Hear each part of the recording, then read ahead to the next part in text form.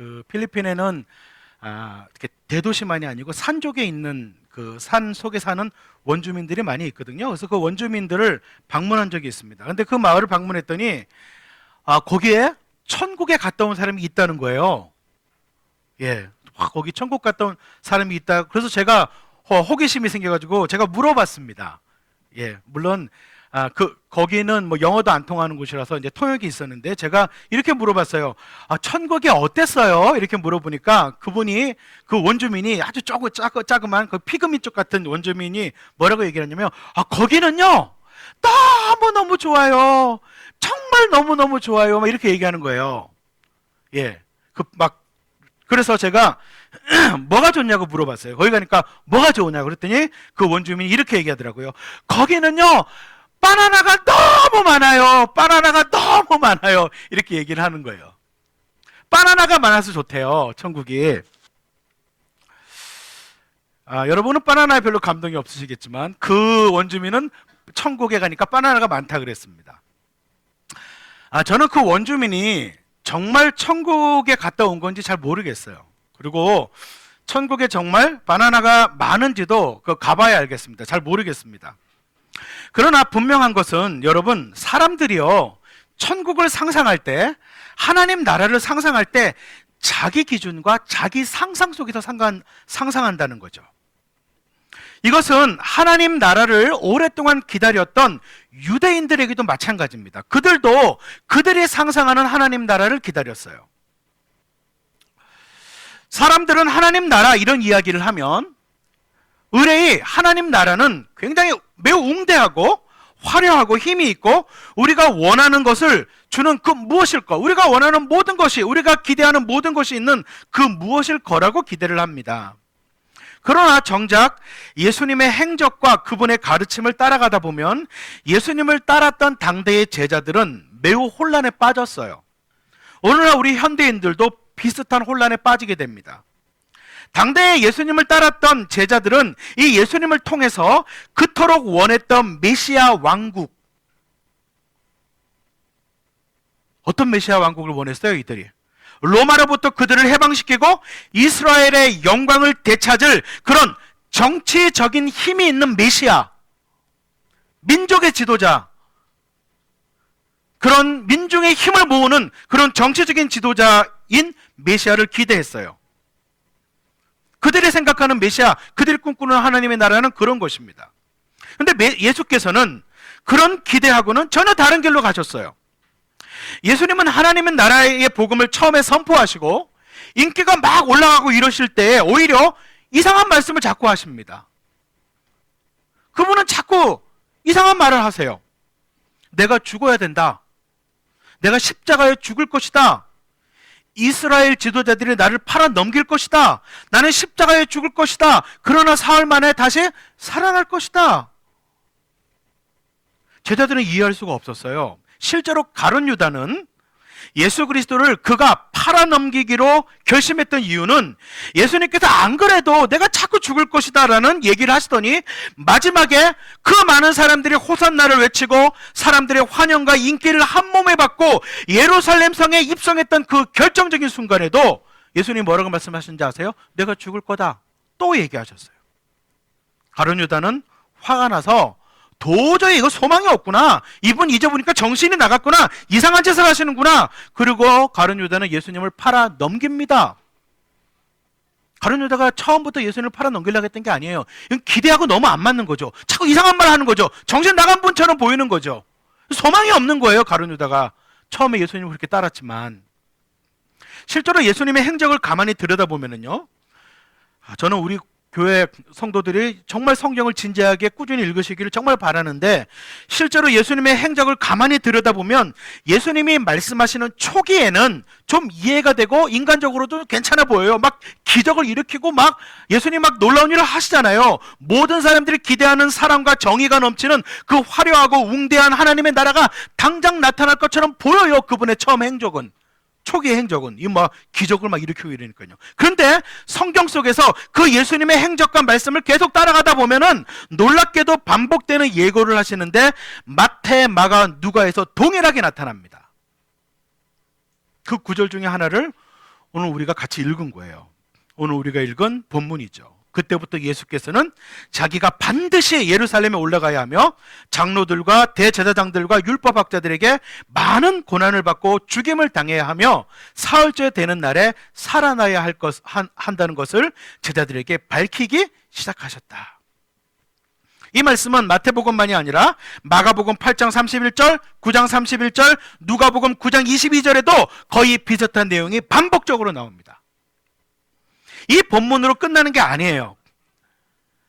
얼마 지나지 않아서 예수님이 또 얘기하세요. 그게 마태복음 17장 22절, 23절입니다. 한번 볼까요?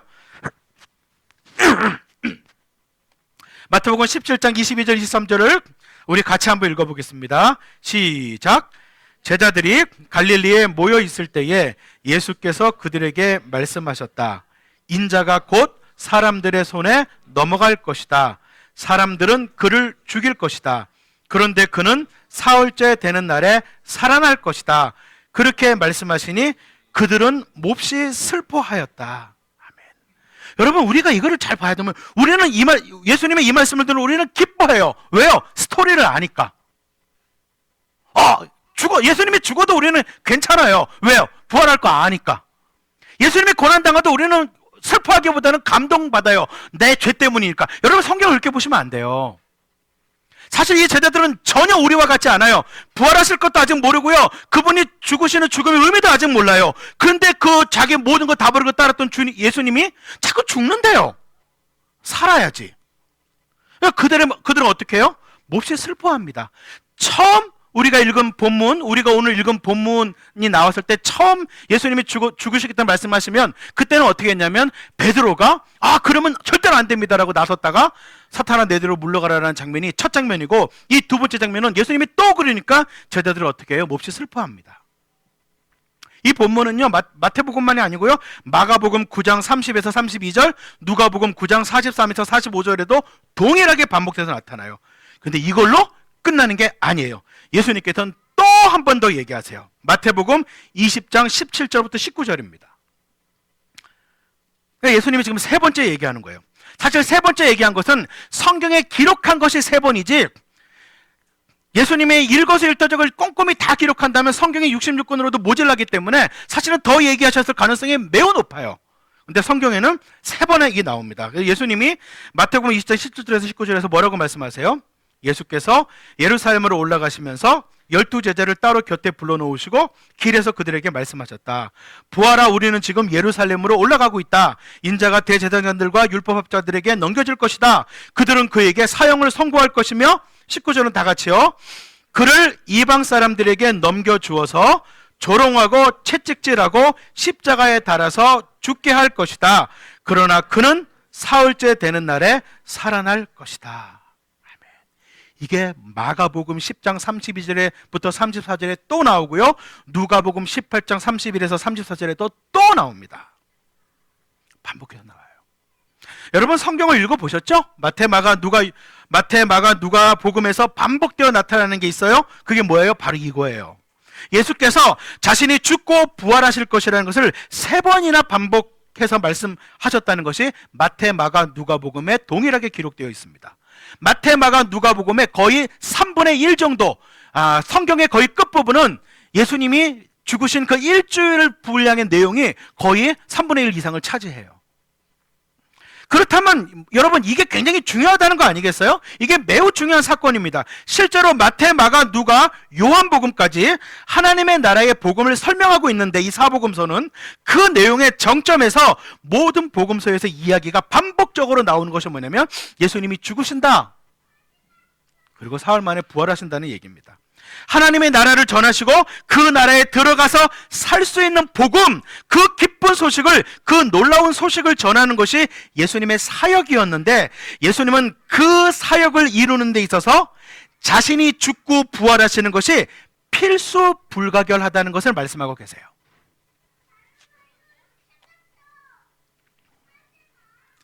예수님의 삶과 사역에 있어서 가장 중요한 일이 이것이라는 거예요. 예수님이 죽으시는 것, 예수님이 부활하시는 것. 이것은 하나님 나라의 복음이 완성되며 우리가 그 나라에 들어갈 수 있게 하는 이 기쁜 소식의 필수적인 요소라는 것을 예수님이 강조하고 계시기 때문에 모든 복음서도 이것을 강조해서 기록할 수밖에 없었어요. 우리가 믿는 하나님은 죽으러 오신 분이에요. 우리 풍삼초 하신 분들 기억이 새록새록 나죠? 그죠? 얼마 전에 풍삼초 끝난 분들은 기억이 새록새록 날 겁니다. 우리가 믿는 신은 죽으러 오신 신이에요. 우리가 믿는 하나님은 죽으러 오신 분이에요. 우리가 믿는 메시아는 죽으러 오신 분이에요. 굉장히 독특하고 이상한 것입니다. 그런데 그러면 여러분, 왜 예수님께서 죽으시려고 하시는 걸까요? 예수님을 따르던 제자들도 슬퍼하고 실망하고 심지어 가룟 유다는 예수님을 팔아버리겠다라고 결심할 정도로 이 실망스러운 이 죽으시겠다는 말을 예수님은 왜 자꾸 3번씩이나 반복해서 말씀하고 있나요? 여러분, 좀 그러면 좋지 않겠어요? 좀 힘있는 메시아, 좀 능력으로 좀 화려하고 좀 웅대하고 좀 장엄하게 그렇게 이루어 가시면 얼마나 좋겠어요? 그런데 예수님은 자꾸 죽으시겠다고 말씀을 하니 제자들이 분통이 터지죠. 현대인들도 마찬가지입니다. 하나님을 믿으면 모든 게 좀 잘 되고 권세도 좀 얻고 좀 화려하고 웅장하고 좀 그렇게 되기를 바라는데 십자가에서 무기력하게 죽으러 오신 예수, 사실 그 예수님의 죽으신 이유를 가장 잘 설명한 본문이, 예수님이 왜 죽으셔야 했는지 가장 잘 설명한 본문 중에 하나가 마태복음 20장 28절입니다. 예수는 왜 죽으려고 했던가? 같이 한번 읽겠습니다. 짧죠? 우리 큰 소리로 함께 읽겠습니다. 시작. 인자는 섬김을 받으러 온 것이 아니라 섬기러 왔으며 많은 사람을 위하여 자기 목숨을 몸값으로 치러주려고 왔다. 아멘. 여기 인자는 예수님을 말씀하고 있는 거죠.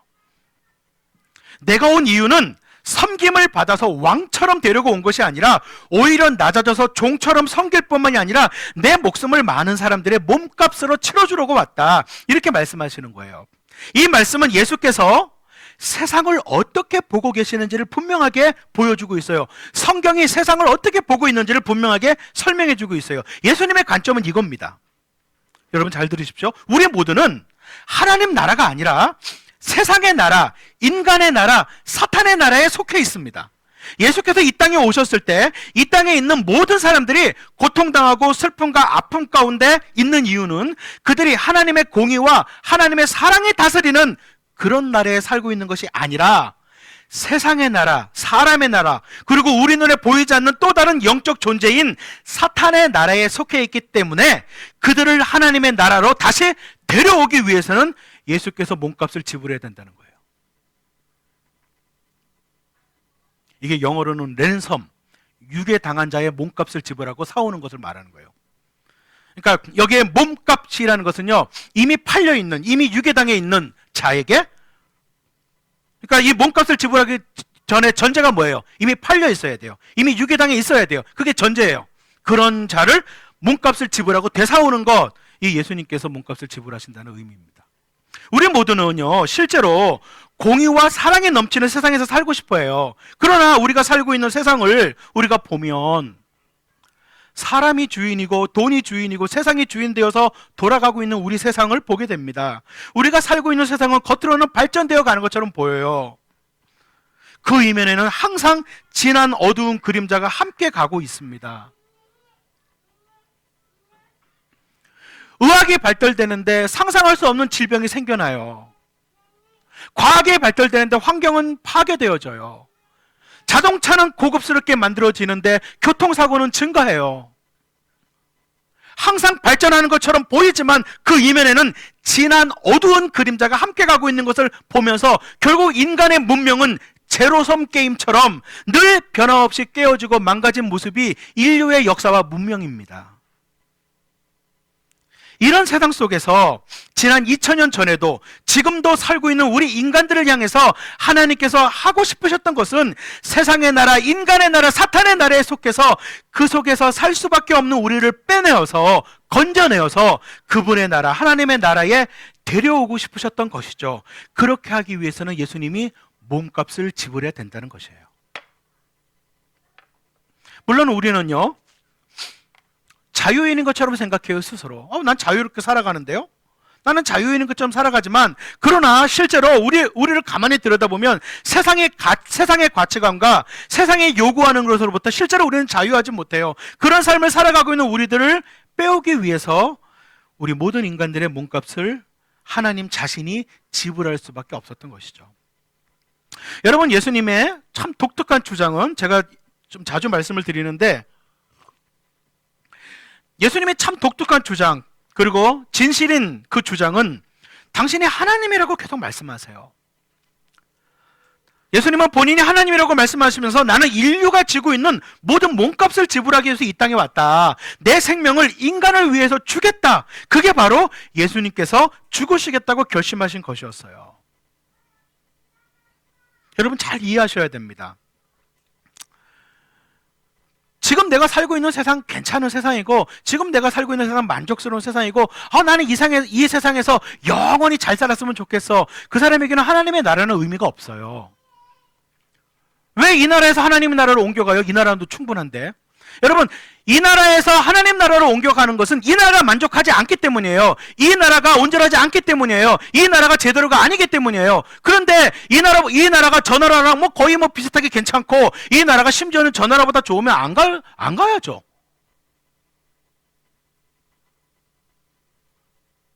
그냥 이 나라에 살면 되는 거예요. 그럼 만약 그렇다면. 우리는 본래 하나님의 나라에 속해 있지 않고 인간의 나라, 세상의 나라, 사탄의 나라에 속해 있었는데, 이들이 다시 하나님의 나라에 들어갈 자격도 없고 오히려 이 속에서 이 악한 것들이 돌아가는데 일조하고 있는 우리들을 심판이 아니라 하나님의 나라로 초청하시는 것, 우리에게 이것이 복음이고, 이 하나님의 나라의 복음이 완성되기 위해서는 예수께서는 반드시 몸값을 지불해야 된다. 그래서 예수님이 계속해서 반복해서 죽으셔야 된다고 말씀하고 있는 겁니다. 그래서 사람들이 생각하는 것처럼 그냥 힘있고 웅장하고 화려하게 오셔서 하나님의 나라를 선포하시고 악한 자들을 쓸어버리시고 이렇게 하지 않으시고, 그 몸값을 지불하러 오신 예수님은 죽는 길을 택하셨어요. 죽으셔야 돼요. 몸값을 지불해야 되기 때문에. 여러분, 하나님의 나라의 백성이 되는 방법은요, 하나님 나라의 백성이 되는 방법은 내가 하나님 나라가 아닌 다른 나라에 속해 있어서 소망 없이 살아갈 수밖에 없는 존재라는 것을 직면하고 인정하는 데도 출발해요. 우리가 그런 존재라는 것이죠. 한계가 있다는 것이죠. 내가 아무리 선하게 살려고 해도, 착하게 살려고 해도 내 자신의 한계와 이 악한 구조와 악한 세상에서 벗어날 수 없다는 것이죠. 오히려 그것의 일부라는 것이죠. 그런 우리를 예수께서 몸값을 지불하시고 우리를 하나님의 나라에 들어갈 수 있는 길을 여셨다는 거죠. 그게 복음이에요. 그게 굿뉴스예요.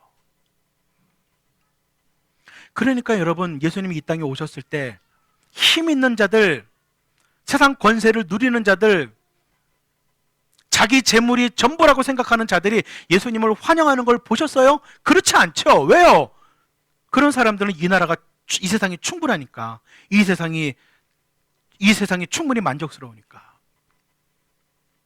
그래서 하나님의 나라의 백성이 된다는 것은요, 우리 자신이 속해 있었던 세상과 나의 상태를 직면하고, 내가 이런 존재였구나, 우리가 살고 있는 세상이 이런 것이구나 라는 것을 직면하고, 그리고 예수께서 몸값을 지불하시고 우리로 하여금 들어갈 수 있게 하신 하나님의 나라에 제가 들어가고 싶습니다, 주님, 그 초청을 받아들이고 우리를 이렇게 하기 위해서 자기 자신을 버리면서 죽기까지 하셨던 그분의 사랑에 감격해서 이제 제가 그분을 따라가겠습니다. 그것이 하나님 나라의 백성이 되는 것입니다.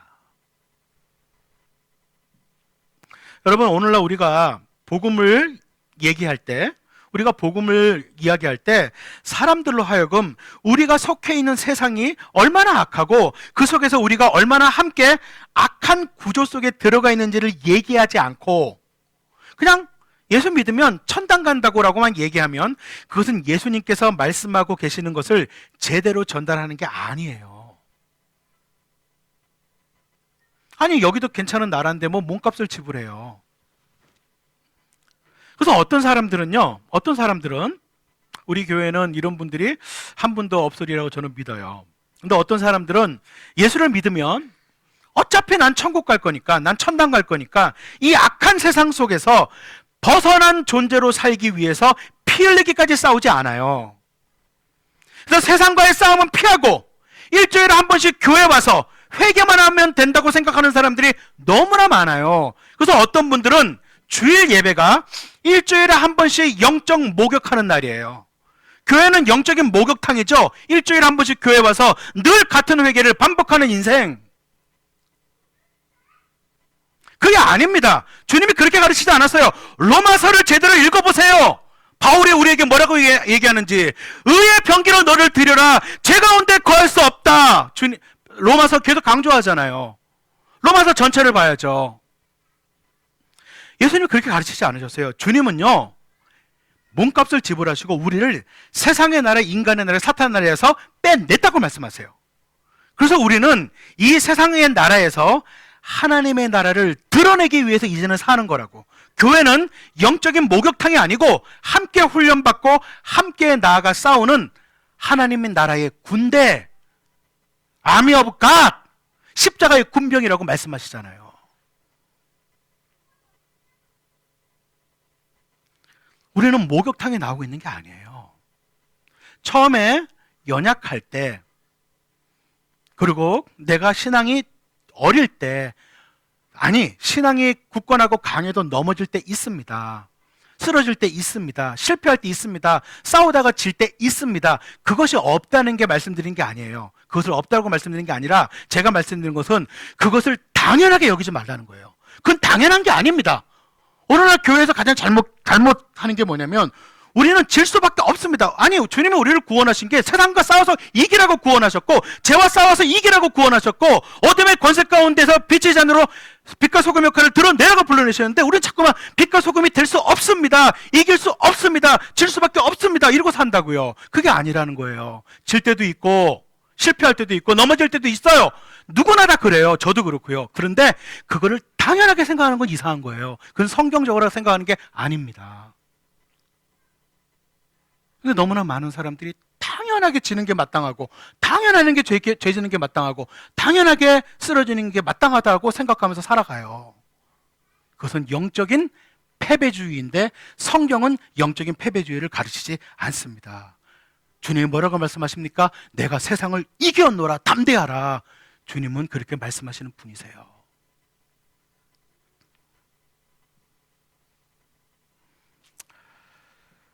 비록 세상에 예수님께서는 우리로 하여금 세상의 나라, 인간의 나라 속에서 더 이상 이 세상의 나라의 논리에 따라서, 이 세상의 나라의 원칙에 따라서 살아가는 것을 원치 않으시고 우리로 하여금 예수를 믿고 예수를 따라서 하나님 나라에 속해서 살기를 원하셨던 것이죠.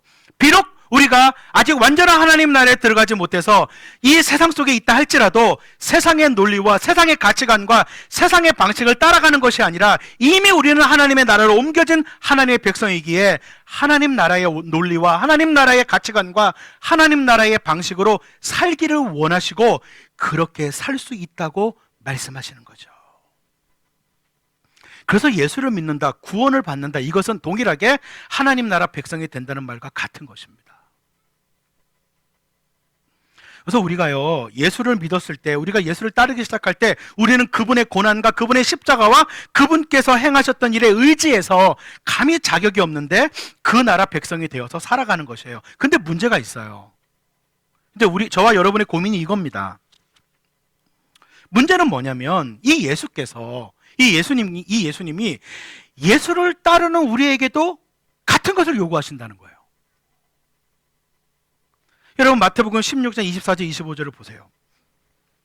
마태복음 16장 24절 25절을 보겠습니다. 우리 함께 다 같이 천천히 읽을까요? 시작. 그때에 예수께서는 제자들에게 말씀하셨다. 누구든지 나를 따라오려거든 자기를 부인하고 제 십자가를 지고 나를 따라오너라. 누구든지 자기 목숨을 구하고자 하는 사람은 잃을 것이요 나 때문에 자기 목숨을 잃는 사람은 찾을 것이다. 아멘. 이 말씀은요, 16장 전에 마태복음 10장에서도 말씀하신 적이 있고요. 마가복음과 누가복음에도 반복해서 나타납니다. 여러분, 하나님 나라의 백성이 되었다면, 예수님을 진심으로 따른다면 예수님께서 말씀하시는 게 이거예요. 하나님 나라가 당신이 십자가를 지심으로 완성된 것으로 끝난 것이 아니라 예수를 따르는 사람도 그 십자가를 지라고 말씀하시는 거예요. 그의 십자가를 의지해서 하나님 나라의 백성이 됐으면 우리는 그걸로 끝났다고 생각하고 싶어요. 근데 예수께서는 뭐라고 말씀하시냐면, 너희도 그 십자가를 지고 나를 쫓으라, 이렇게 말씀하시는 거예요. 그의 나라가 이 땅에 온전히 임할 때까지 너희들도 각자 그 십자가를 지고 나를 따라라, 이렇게 말씀하세요. 사람들은 이 말씀을 안 좋아합니다. 이 말씀을 우리가 읽거나 이 말씀을 전하면 사람들의 얼굴에 낯빛이 변해요. 저도 어떤 때는 좀 피하고 싶어요. 저도 이 말씀이 편하지 않습니다. 예수님의 아주 중요한 말씀이 아닌 것처럼 살짝 넘어가고 싶어요. 소수의 제자에게만 해당되는 것이면 참 좋겠다는 생각이 들기도 해요. 그러나 오늘 본문을 잘 보세요. 뭐라고 얘기합니까? 십자가를 지는 것은 누구든지예요. 누구든지요. 그리고 그 조건은 뭐예요? 한 가지예요. 주님을 따라오려는 사람이에요. 그러니까 주님을 따라오려는 사람이면 그 사람은 다 이걸 지라는 거예요. 이건 모든 그리스도인들에게 해당이 됩니다. 모든 그리스도인들이 십자가를 지고 따르라고 말씀하고 계세요. 이것은 직접 이 말씀을 들었던 제자들에게 매우 불편한 것입니다. 왜냐하면 우리는 십자가에서 사람 죽는 걸 본 적이 없어요. 우리 시대의 대한민국의 사형 제도 가운데 십자가형이 없단 말이에요. 근데 제자들은 십자가라고 얘기하면 사형틀이에요. 사형 당하는 사람들도 본 적이 있을 거예요. 십자가는 사형 제도에서 가장 악한 죄인들이 죽는 십자가 틀밖에 되지 않는 거예요. 이게 아무런 영광도 기쁨도 행복한 것도 아니에요. 근데 주님이 그거지라고 하시잖아요. 제자들이 얼마나 불편했겠어요, 당시에. 십자가 귀걸이 목걸이도 없는 시대였는데. 지금 우리가 십자가 귀걸이 목걸이 한 거를 당시 사람들이 보면 이해가 안 될 거예요. 저 사형틀을 왜 귀에다 걸고 목에다 메고 이렇게 생각했을 거예요. 근데 그게 12제자만이 아니라 우리도 불편해요. 아니, 예수를 믿었는데요, 우리가 왜 또 십자가를 져야 돼요? 오히려 십자가를 안 져야죠.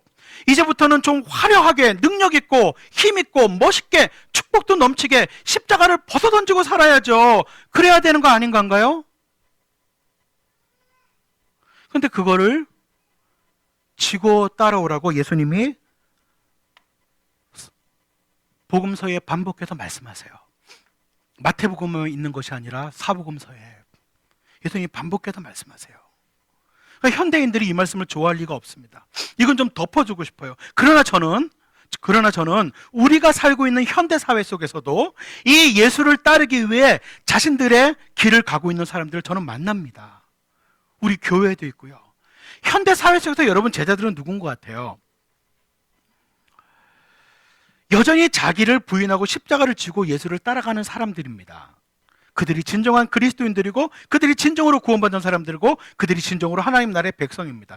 여러분, 십자가를 지라 그러니까 굉장히 막연하죠. 십자가를 지는 것이 무엇인지 몇 가지 예를 한번 제가 들어볼게요. 이건 어려운 게 아니에요. 이건 아주 작은 것부터 시작하면 돼요. 저는 오늘 이 시간에 여러분들이 여기 앉아 계시는데 옆에 있는 분들 한번 보시겠어요? 옆에 있는 분들 한번 보시죠. 미소를 한번 지어주시겠어요? 여러분 얼마나 소중합니까? 여러분 귀하지 않으세요? 여러분 이 시간에 여기 이렇게 앉아 계시는데 저는 가끔 주일날 이렇게 예배 가운데 앉아 계시는 분들을 보면서 이런 생각을 가끔 해요. 일요일날 이 좋은 황금 시간에 이분들이 왜 여기 와서 앉아 있을까? 일요일날 이 좋은 황금 시간에 여기 앉아 계신 분들은 왜 여기 와서 앉아 계실까? 주일날 아침에 할 수 있는 게 얼마나 많아요. 예? 요즘에는 또 주 5일이잖아요. 뭐 금요일 저녁부터 토요일, 일요일 이렇게 잡으면 갈 수 있는 것이 얼마나 많아요. 또 게으름도 좀 필 수 있고 잠도 좀 잘 수 있잖아요. 근데 그런 것들을 아예 자신의 생각 속에 집어넣지 않고 나는 적어도 이 시간에 하나님을 예배하는데 내 삶을 드리겠다라고 고백하는 것, 그것은 오늘날 우리 시대의 수많은 선택 가운데 예수를 선택하겠다고 결정하는 초보적인 십자가를 지는 것 중에 하나예요. 여러분, 십자가를 지는 건 아주 작은 것부터예요. 물론 여러분들 가운데 대부분은, 우리 가운데 대부분은 주일날 교회 나와서 예배 드리는 것이 십자가라고 생각하지 않는 분들이 아마 대다수일 거예요. 이 정도는 그렇게 십자가라고 생각하지 않는데, 그러시면 대부분일 겁니다. 그런데요, 이런 분들이 있을 수 있잖아요. 우리의 교회는 없겠지만, 주말 저녁마다 그 골프가 신이었던 분들, 그죠? 주말마다 산에 올라가서 올라가는 것이 신이었던 분들, 토요일날 밤 늦게까지 음주 가무를 즐겼던 분들, 토요일날 밤늦게까지 게임을 하는 것이 삶이었던 분들이 주일날 아침에 하나님께 예배를 바로 드리겠다고 그런 것을 끊는 것은 아주 사소하고 초보적인 것 같지만 십자가를 지는 것을 배우기 시작한 거예요. 그뿐만이 아니죠. 우리가 신앙생활을 하게 되면요, 신앙생활은 혼자 하는 것이 아니라 공동체의 삶을 만드는 것이라는 걸 배우기 시작해요. 근데 우리는 굉장히 개인주의가 강한 사람들이잖아요. 딴 사람과 상관없이 나 혼자 잘 되기를 원하고, 영적으로도 그렇고 모든 면에도 그래요. 나와 사람들과의 거리를 두고 내가 좋아하는 몇몇만 선택해서 그 사람들하고만 지내기를 원하는 게 그게 우리 마음이에요. 근데 예수님이 우리에게 야, 너희들이 정말 나를 믿느냐? 그러면 너희 하나님 백성들끼리 같이 좀 살아라.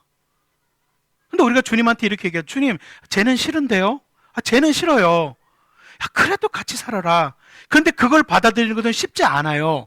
현대사회에서는요, 그냥 누가 마음에 안 들면 그냥 옆집 교회로 가버리면 되잖아요. 이런 개인주의를 십자가에 못 박는 것, 이것도 십자가를 지는 것 중에 하나입니다.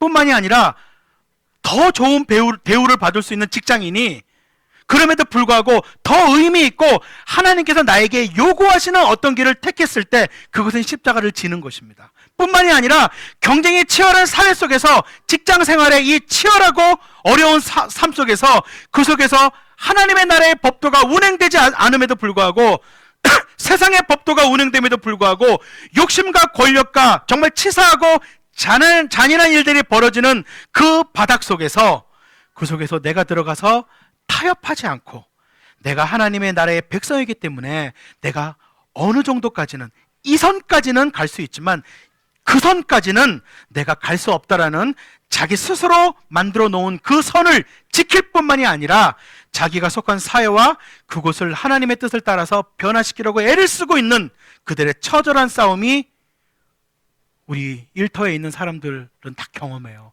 이게 십자가를 지는 삶이에요.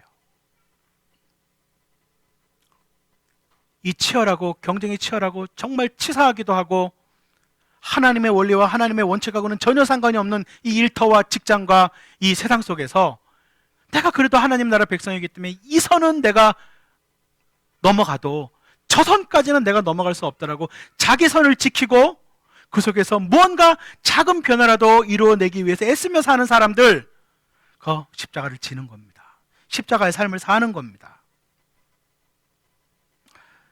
여러분, 하나님의 나라는요, 예수님의 십자가 없이 완성될 수 없습니다. 그러나 동일하게 그 하나님의 나라는 오늘 나의 십자가 없이는 확장될 수 없습니다. 다시 말씀드릴까요? 하나님 나라는요, 예수님의 십자가 없이 완성될 수 없습니다. 그러나 동일하게 그 하나님의 나라는 오늘 나의 십자가 없이는 확장될 수 없습니다. 여러분, 예수님의 십자가는 얘기하고 나의 십자가는 얘기하지 않는다면 그것은 반쪽짜리 기독교입니다. 오늘날도 십자가를 지고 있는 사랑하는 형제자매들이 우리 가운데 있어요. 그럼 도대체 어떻게 우리가 그렇게 할 수 있을까? 우리가 어떻게 이 십자가를 질 수 있을까? 어떤 사람은 이렇게 생각할지 모릅니다. 저한테 아마 이렇게 말씀하고 싶으실지 몰라요.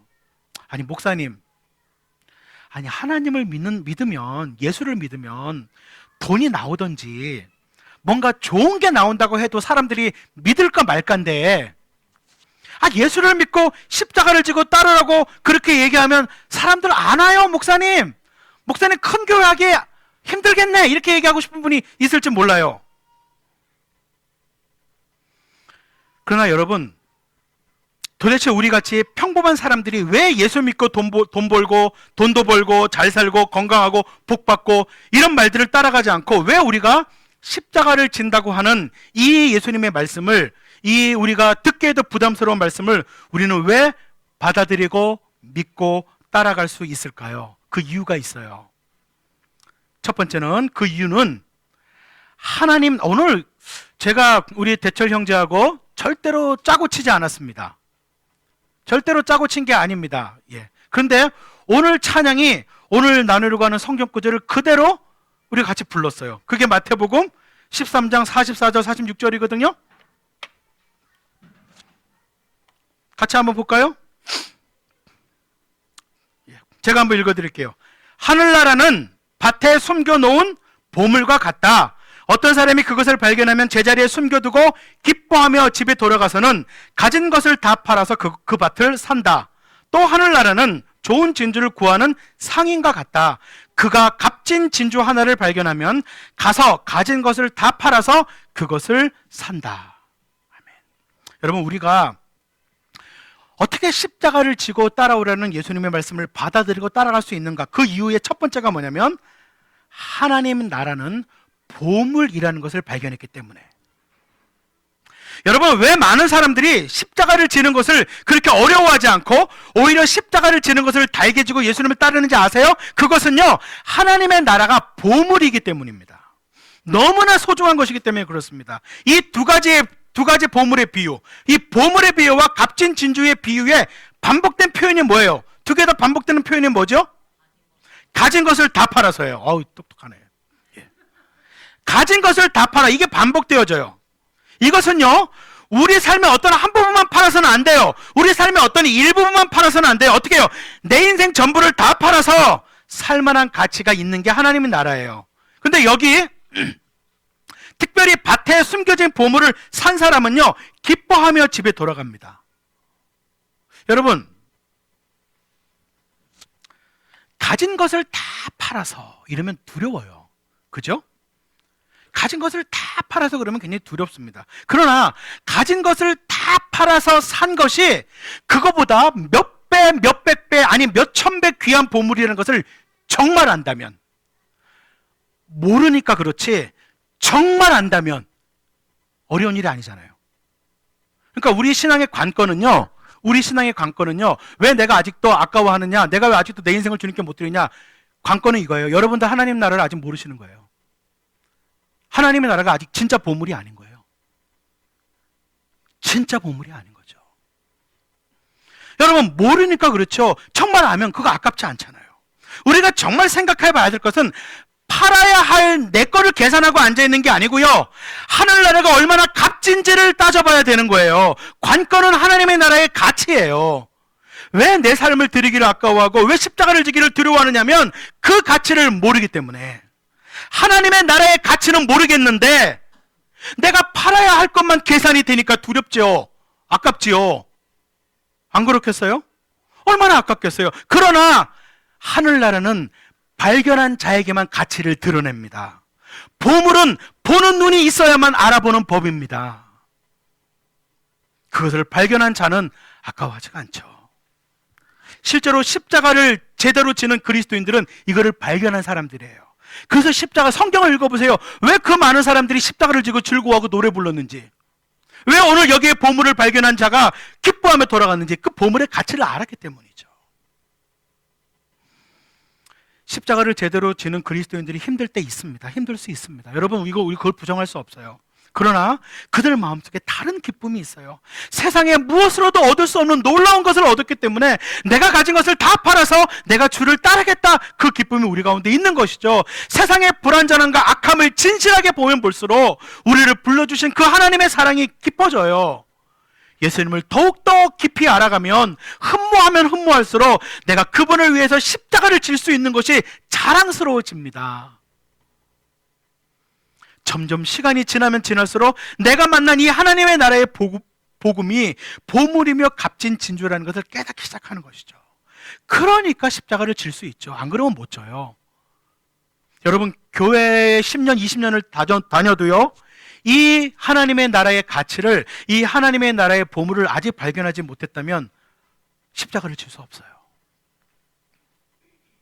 여러분, 십자가는요, 주님이 우리 어깨 위에 강제로 올려놓는 것이 아닙니다. 결코. 십자가를 진 것이 대단한 것이 아니고 십자가를 질 수 있는 자격을 주셨다는 것이 오히려 감사한 것이죠. 이것이 기독교의 본령입니다. 예수께서 가르치셨던 중요한 메시지입니다. 저는 이런 분들을 참 많이 봐요. 저는 우리 교회에서도 참 많이 봅니다. 저는 우리 교회 성도님들이 애쓰는 걸 봐요. 두려워하기도 하고요, 흔들리기도 하고요, 때로는 주저앉기도 하고 의심하기도 하고 마음속에 많은 갈등이 있기도 하고 흔들리는 것도 봐요. 그런데 그분들이요, 다시 일어나서 또 걸어가요. 조금씩 또 걸어가요. 또 힘을 내요. 여러분, 이런 분들을 보면 너무너무 귀하지 않습니까? 그렇게 살려고 애를 쓰는 분들을 보면 정말 너무너무 귀하다는 것이죠. 하나님의 나라를 위해서 자기를 부인하고 자기 십자가를 지고 가는 사람들을 보면 소망이 생깁니다. 여러분, 저는 그분들이 늘 완전하다고 말씀드리지 않아요. 저도 그렇고 우리 모두는요, 주저앉을 때 있어요. 타협할 때 있고 유혹에 빠지고, 그리고 또 다시 일어나서 또 다시 내 십자가를 지고 또 걸어갑니다. 우리는 그분의 사람이기 때문에 포기하지 않습니다. 다시 또 그 길을 걸어가는 거죠. 그게 그리스도인의 삶입니다. 여러분, 세상에 많은 사람들은 이렇게 안 살아요.